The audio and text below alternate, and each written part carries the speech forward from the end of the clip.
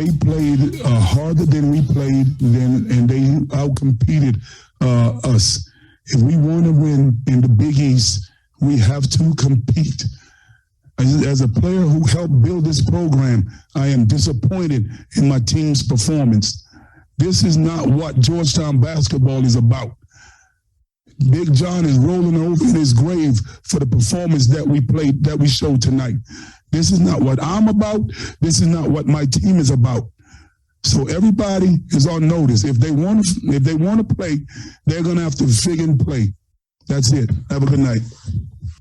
And welcome to Wendell's World of Sports. I'm your host, Wendell Wallace. So glad that you could be with us, speaking about the loves of my life, the Georgetown Hoyas, my basketball Georgetown Hoyas, my Layla Rochon, my Halle Berry, my Monica Bellucci, my Selma Hayek, till death do us part in terms of my love and devotion towards the Georgetown Hoyas. Of course, I start with the definition of what the Georgetown Hoyas mean to me as being a lifelong devoted fan of the team for over 40 years, because just like in a marriage, till death do us part, forever and ever through eternity, my love, devotion, and loyalty to my Georgetown Hoyas. I'm riding with them when they're doing great, and I'm riding with them during the current state of which they're in right now. You heard the audio of Patrick Ewing talking about how everybody was on notice after that embarrassment of 28 points in terms of losing to Marquette. Well, the next two games, the Hoyas fell to 6-8 overall, 0-3 in the conference after losing to Butler Friday night, 72-58.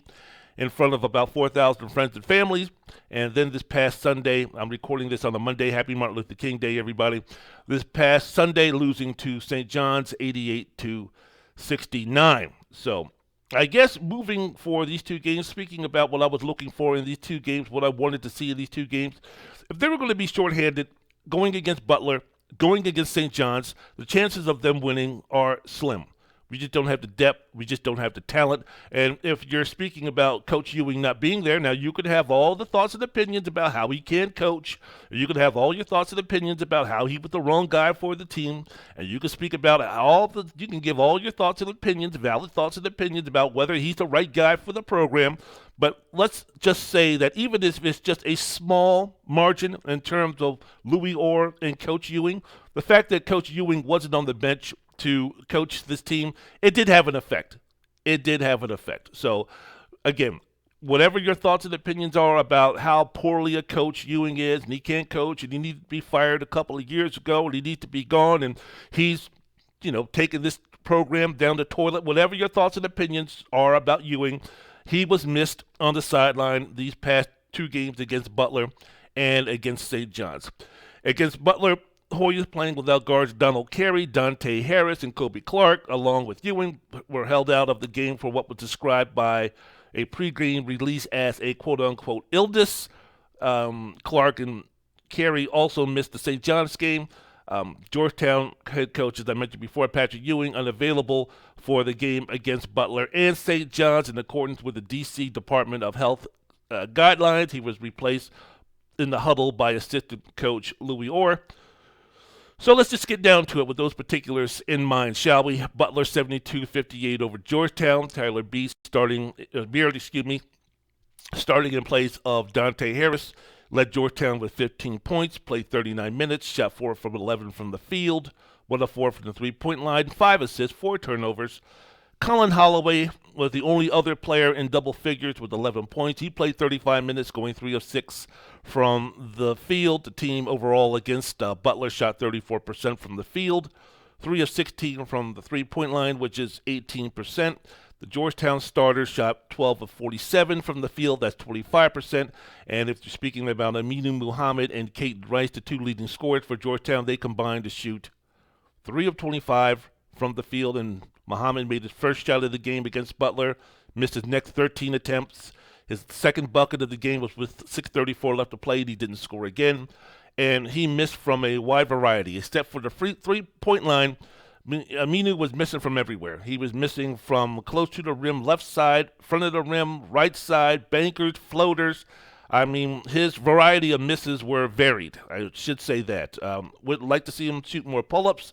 Would like to see him not force so many things. Would like to see him slow down in terms of his decision-making. but it is what it is right now. And Caden Rice, I'll get to him a little bit later, bounce back. Both him and Muhammad bounce back against St. John's, but there's some things in terms of Caden Rice that I want to get into in terms of you're shooting 1 for 8 and you're playing 35 minutes against Butler. Why?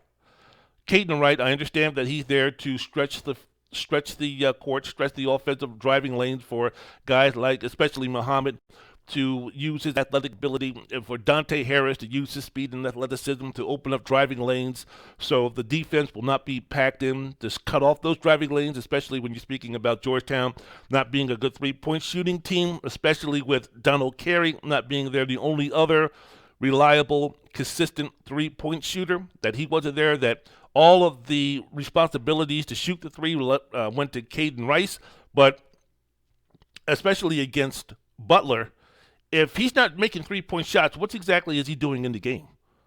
Because, again, understood, he's there for the three-point shot, and you never know when he might get hot, but this is Caden Wright, not Steph Curry. Steph Curry can go 1 for 8, 1 for 9, 1 for 10, 1 for 20, 1 for 30, and it really doesn't make any difference because you know that once Steph Curry gets rolling, that he's going to get rolling.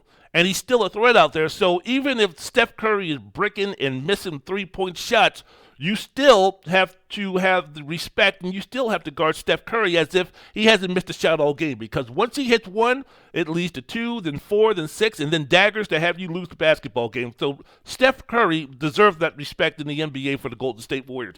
Caden Rice is not Steph Curry in any way, shape, or form. As a player, as a shooter, nothing.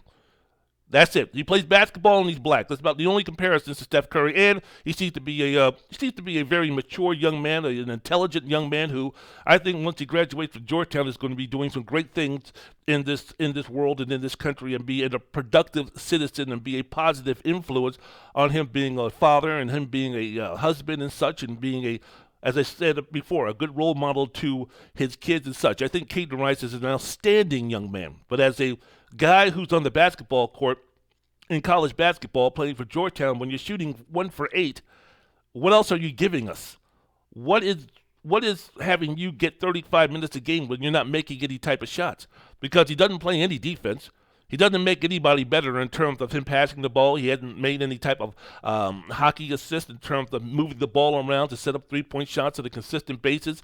His rebounding is sporadic. He very rarely puts the ball on the floor. Now, he did a couple of times against St. John's, hit a couple of floaters, even though missing a layup on a awkward-looking right-handed one-hand layup attempt. St. John's got the rebound, came down, and hit a left-side three in the second half. But for the most part, Caden Rice being a graduate, being a senior, so this is going to be his last season playing for Georgetown.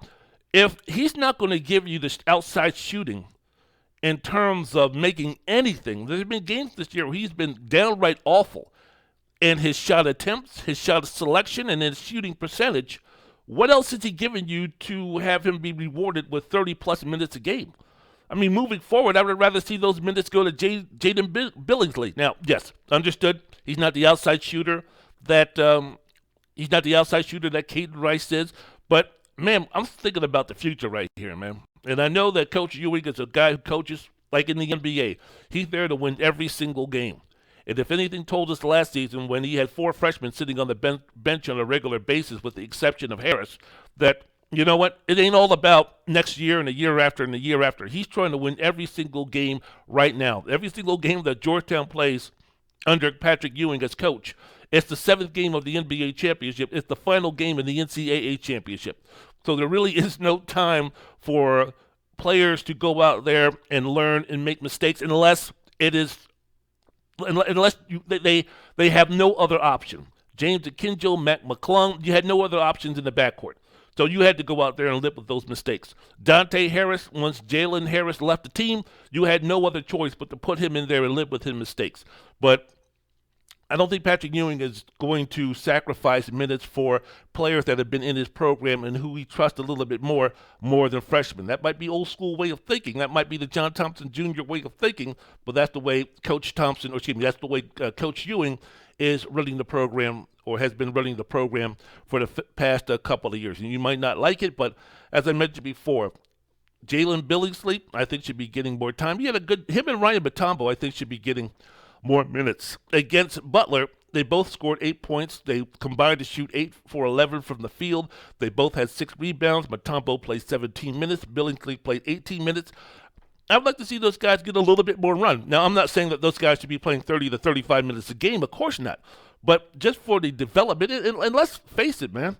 Let's kind of think about where we are in the world right now of college basketball. You have to appease some of these, high recruited players, even though Billingsley was in the 200 range in terms of recruits is concerned. But, you have to let these guys know that, there's a future here in terms of you getting playing time, in terms of your development.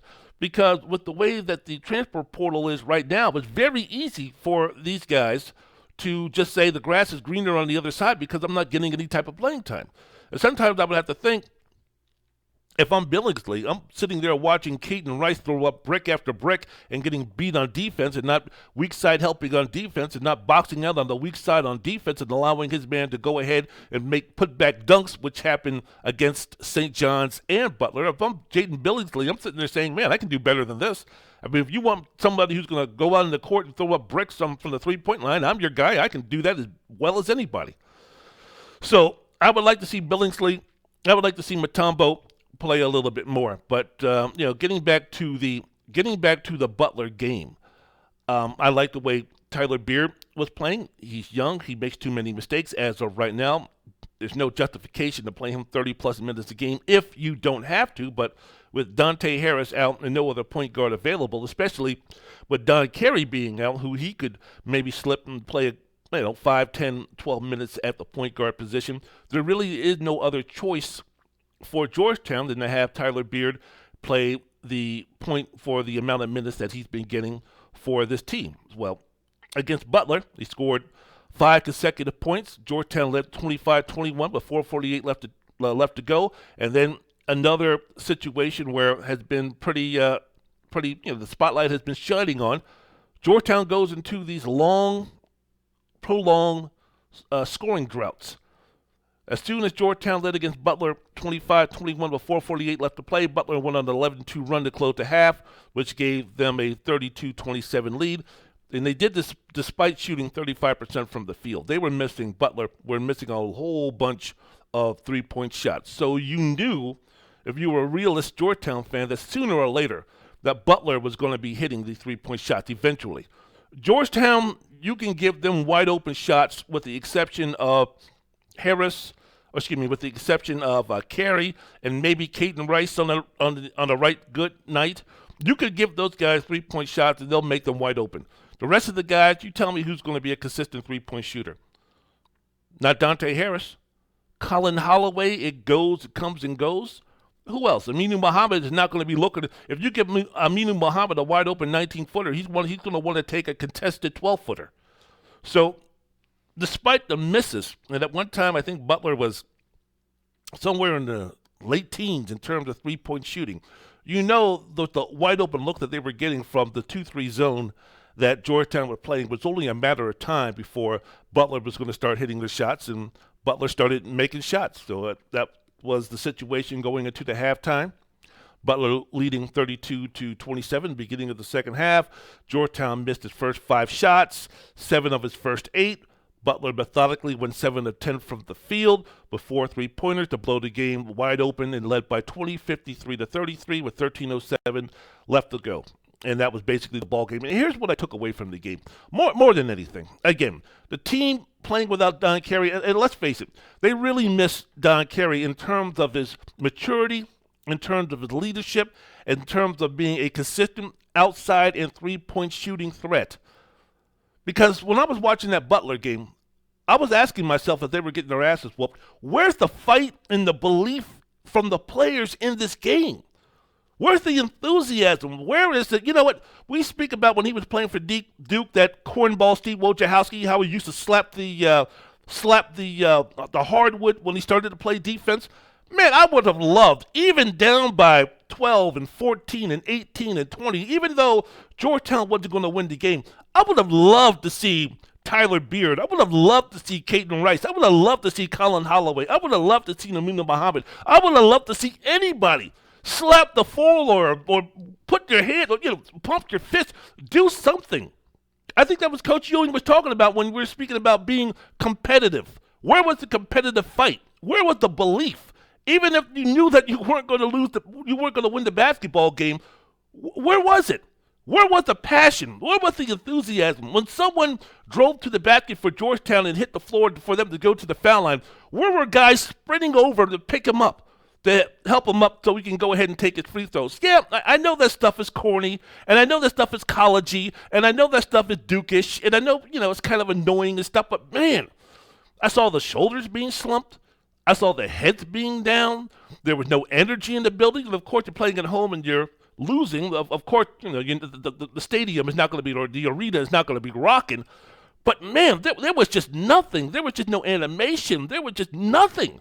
And I was like, come on, fellas, give me something. Give me a fist pump. Give me a floor slap. Give me someone sprinting over and picking up their player. Give me someone, I don't know, even taking a hard foul on Butler. I don't know. So that was my one takeaway, and that's where I think Donald Carey was really missed. To get these guys together and say, hey, look, man, continue to fight, continue to care, continue to hustle, continue to do everything. Because the body language from the outside looking in, I wasn't at the arena, I was watching it on television here in Las Vegas, but the body language was poor. There was no sign of life. There was no sign of passion. It was almost a boring game to watch because the inevitability that Georgetown players seem to be playing with. I mean, who knows? Go out and play your asses off, and who knows? Maybe you might come back and win the game, or at least you might come back and build on some things in terms of some positive things. Okay, so you're down by 20, but you're still playing hard, you're still working hard, and you only lose the basketball game by 8. At least that's something to where the glass is half full. You can take it on to the next game and say that, you know what, we're getting better. You know what, we showed something. You know what, we found something here. You know what, we've got something that we can work on. Promise anything, even if it's nonsense. Hell, Michael Jordan used to make up stuff to get him motivated to play. Ask LeBradford Smith. So, I mean, come on, Mamba mentality for the Hoyas, man. Keep fighting, keep playing, keep believing, keep scrapping. So that was my takeaway more against Butler. Look, you don't have your coach. You don't have your leader, your captain, the most experienced player, the one who's the most mature, the one who's been playing college basketball for 6 years, the one with Georgetown made it to the tournament last year. You're without your best point guard. Yes, you've been dealt some bad hands in this game against Butler. Missing your starting backcourt, missing your coach, understood. But man, at least till the very end, keep fighting, show some emotion, show some passion. I thought in that game, Mutombo and Billingsley were the MVPs of that game. Again, I thought Tyler Beard did a very good job in the position that he was thrown in, but as I mentioned before, I thought that the work that we got from Billingsley and Mutombo, two freshmen, were something where it was a positive from that game. But as I go back to, look, Muhammad had a bad game, but Aminu's going to play 32 to 35 minutes regardless of how he's shooting. That's not the whole totality of Aminu Muhammad. I wish, again, that the full complement of players were there for Georgetown because it would accentuate what Aminu can do in terms of if he's not shooting well, you know what? He's still going to hustle. You know what? He's still going to bang the boards. You know what? He's still going to dive. You know what? He's still going to give that passion. You know what? He's still going to give that energy. So at least if Muhammad is not shooting the ball well, and I think the shooting game he had against Butler was something where, that's just an anomaly. It's not going to be something that's going to be consistent. I think the way he played, the way he shot against St. John's, I think that's more of what Aminu Muhammad is, more than what he shot against Butler. But he's going to play 32 to 35 minutes. He's our most talented player. He's our most impactful player. He's our most versatile player. He's our best player, our best all-around player. I hope that he stays around. I cannot imagine him going to the pros after this, the way his game is right now. But look, the man who leads the team in rebounding, one of the better defenders, plays hard all the time, creator for the team. He just needs to get better. I just wish that he could just slow down just a little bit, make a pull-up jump shot, shoot a three-pointer. Even if you're not, his form looks good enough to where he's not going to be shooting in the low 20s.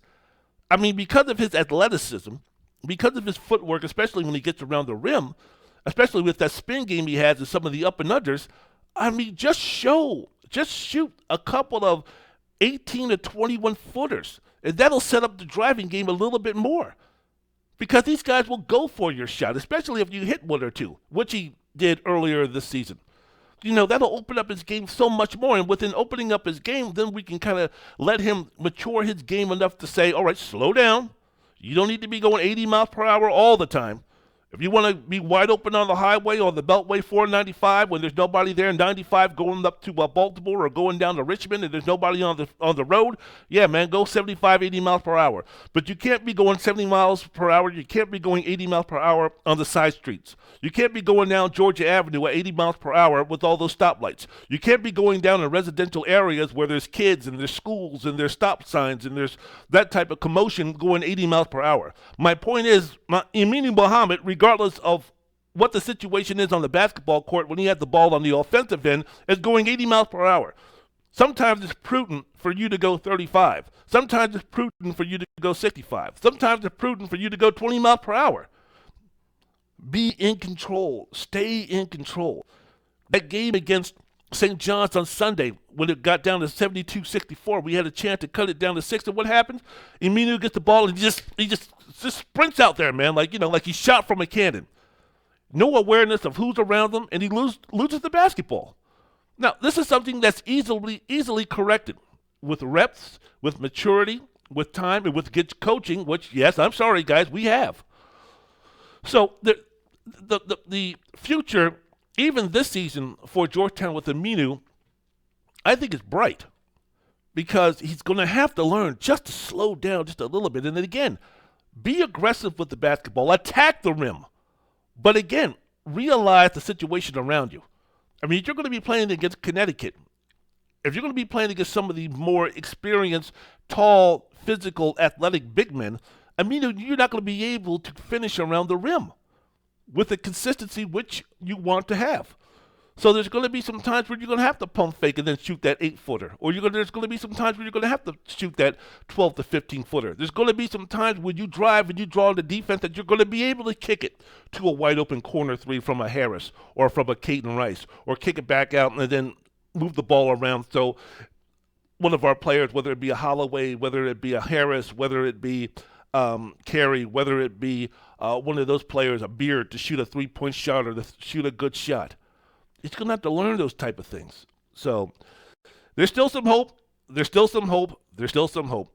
Wendell's World of Sports. I'm your host, Wendell Wallace. So glad that you could be with us speaking about my Georgetown Hoyas against St. John's really quick, 88-69. Julian Champagne scored 25 points for St. John's, 9 of 20 shooting, had 6 rebounds. Posh Alexander pitched in with 17 points, 7 assists, 6 rebounds, had 6 steals. Montez Mathis had 11 points. Aaron Wheeler had 10 off the bench. Dylan Adewazu had 17 points, 7 assists. Hey, man, St. John's 29-5 advantage in points off turnovers. Held the Hoyas to 1 field goal in the final 8 minutes of the game. For Georgetown, they played with passion. They played with heart. I think getting away from the home arena where they play and getting out on the road, I think playing in front of people, playing in front of fans, I think it's going to be a good thing. Maybe it juiced them up a little bit more to play in front of a live audience in terms of some cheering and motivation and such. But I thought they played hard. I thought they played with passion. I thought the return of Dante Harris, who is their guy who will give them that passion, will give them that heart, will give them that hustle, will give them that grit, will give them everything that they've got, everything that he's got. I thought that was infectious with the team. So it wasn't a matter of Georgetown quitting. It wasn't a matter of Georgetown not believing. It wasn't a matter of Georgetown feeling sorry for themselves. It was just a matter of, as of right now, St. John's a better basketball program than Georgetown. Give it up for Mike Anderson. Who would have thought a couple of years ago when DePaul and St. John's were battling for last place in the Big East, that now you take a look at what St. John's has done. They're a better basketball program right now than Georgetown is. Blame it on Ewing, blame it on transfers, blame it on whoever you want to, but facts are facts as of right now. St. John's, for the last year or two, has been a better basketball program than the Georgetown Hoyas. What does that mean moving forward? We don't know. Now, it'll be time to PANIC if that's going to be true with DePaul, which, as of right now, I think they are. But Aminu Muhammad, in the game against the Red Storm, was the only player to shoot 50% from the field. He was 5 from 7, scoring 13 points, 12 rebounds in 38 minutes. Caden Rice had 19 points, but he had to shoot the ball 22 times. He had 8 two-point attempts, so that's something. But if we're having Caden Rice shoot 22 times, we're in trouble. Dante Harris, as I mentioned before, played with great heart and passion. 13 points, 5 of 11 shooting, 3 of 6 from the three-point line, which was nice in 33 minutes. But, man, he was hurt. He was limping. He hurt his knee. He hurt his ankle. I don't know what his status is going to be moving forward, but, man, you know what, just in terms of just his passion, just in terms of, you know, what he gives as a floor general, just in terms of his athleticism, just in terms of all of those things, just in terms of the fact that without him, we have no depth at the backcourt position, point guard position, and having Tyler Beard play the amount of minutes that he has, I think Tyler Beard, 15, 18 minutes a game is fantastic. Anything over 20 or 22, especially when you have the ball in his hands for as much as he's been having the ball in his hands without Dante Harris there. That's where this turnover started happening. That's when, if the team is shooting well, that sometimes he might throw up some ill-advised shots. Being a freshman, it's understandable, but, you know, we don't have anybody that will be able to not have him do those type of things. I thought Timothy Ego-Efe had a really good game. I really did. 6 points, but here's the thing that I think we all need to be happy about. 8 rebounds and only 3 fouls in 27 minutes.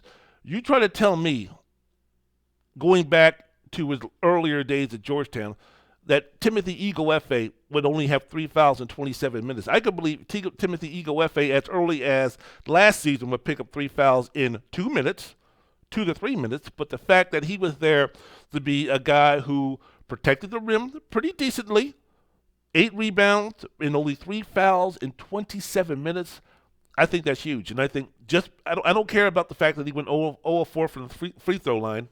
Well, I do, but a little bit. That's not what I'm having Timothy Ego-Efe in there for, is to score. 6 points, he's supposed to clean up defensive, offensive rebounds, and not commit any fouls because he has the biggest presence in terms of physicality within the interior of our defense.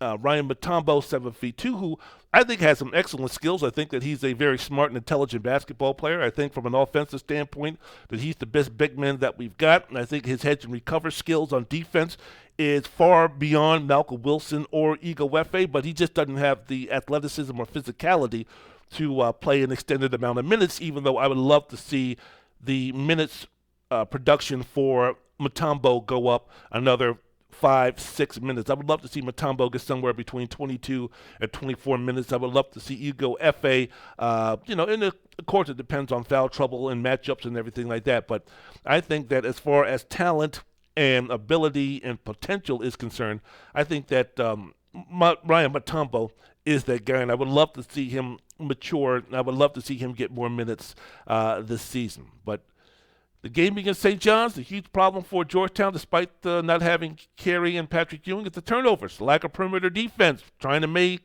plays when there were no plays to be made. All of those things killed them. Colin Holloway had 6 turnovers. Harris and Muhammad had 4 turnovers each. Tyler Beard had 3 turnovers in 24 minutes. The team had 22 turnovers and only 8 assists.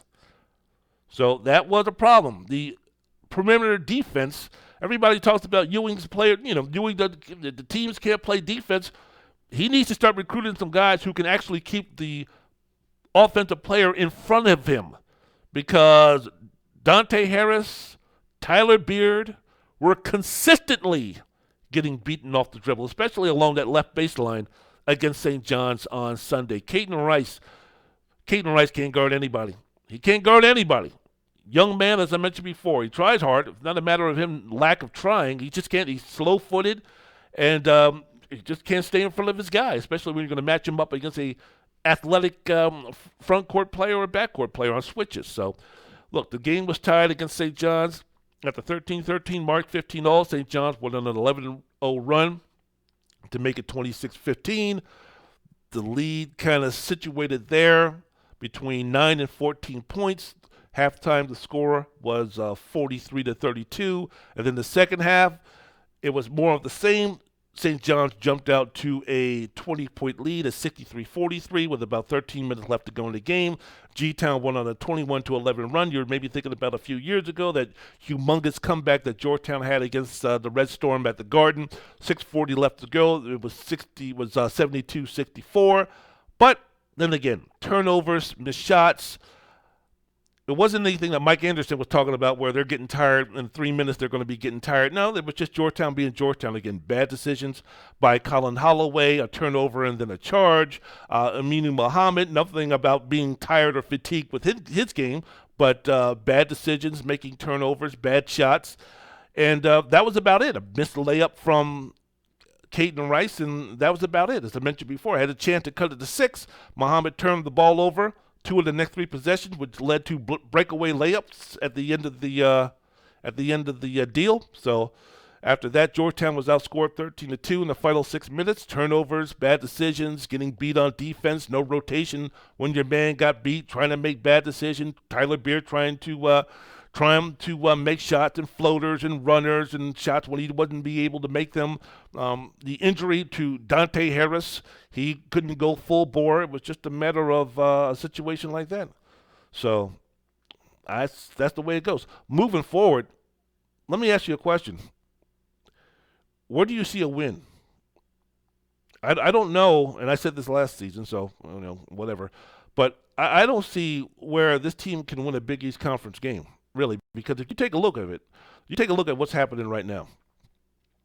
Their first 3 games in conference, they played Marquette, Butler, and St. John's, correct? Right. As of right now, through those 3 games, Georgetown's been outscored by a margin of 61 points. We're not talking about Villanova. We're not talking about Providence. We're not talking about Xavier on the road, in which Georgetown's been getting their asses whooped. 2 of the 3 games have been at home. So you take a look at the next few opponents. Thursday at Providence, Saturday at home against Villanova, then next Tuesday at Connecticut, then on the 29th, that's Saturday, against Butler, then February 1st against Seton Hall, back at home against St. John's, and then the 6th against Providence. Tell me where they're going to win a game. What's the best shot, you think, that Georgetown has during this run to where they're going to be able to win a game? Providence? Villanova? Connecticut? That game against Connecticut. At Connecticut, too, we've always had trouble against long athletic teams, even going back to JT3. And if you remember the last time that we played at Connecticut and boat raced us with his talent and stuff, it's going to be tough. It's going to be tough, but we just got to keep moving forward, and we just got to keep believing, and we just got to stay the course. And as I mentioned before, of the obstacles that were put in front of us, it's going to be tough. I want Don Carey back on this squad, as I mentioned before, not just for what he does in terms of opening up the court because of his outside shooting, but his leadership has been missed. His defense has been missed. His experience has been missed. His maturity has been missed. He's our leader. He's our captain. And he hasn't been there. And it's no coincidence that the games that he's missed, we've had some major issues, I think, in terms of, rallying, leadership, getting the guys together. Man, I wish there was a Jabril Child. We need a Jabril Childwick on this team. Remember my man, tough man from Philadelphia? Remember the grit and the grind that he brought to this team? Dante Harris has some of that. Aminu has a little bit of that, even though he's not the vocal leader. He's just going to play his ass off for 40 minutes, regardless of what the score. I mean, the man has no conscience in terms of how he's playing, what the score is, in terms of the effort that he's given. Aminu can miss every shot in the book. Aminu can miss shot after shot after shot. You know that his competitiveness and his passion and his desire and his hustle and his ability to play hard, that's not going to be affected by his shooting game. The turnovers, he's not going to put his head down. He's not going to pout. He's just going to keep playing, and he's going to keep playing, and he's going to keep playing. And that's admirable. Love that. Love that. That's something that you can work with. If he can stick around for a couple of years, I mean, that's all Big East, all American leading the team back to prominence type of stuff. And when I say leading the team back to prominence, I mean the NCAA tournament. That's the kind of stuff we need. But we miss that toughness. We miss that grit. We miss that grind. So moving forward, that's what it's like for Georgetown. So there we go, man. There we go. That's my thoughts and opinions over the last couple of games concerning the Georgetown Hoyas. Make sure for more content about Georgetown, more content about what I'm talking about in the world of sports, you go to Wendell's World in Sports. That is my podcast. Go to my YouTube channel, Wendell's World in Sports. You can find me on Twitter, Wendell Wallace, Wendell Wallace. Find me on Twitter. Give you my thoughts and opinions. As I mentioned before, the podcast name is Wendell's World in Sports. WENDELL'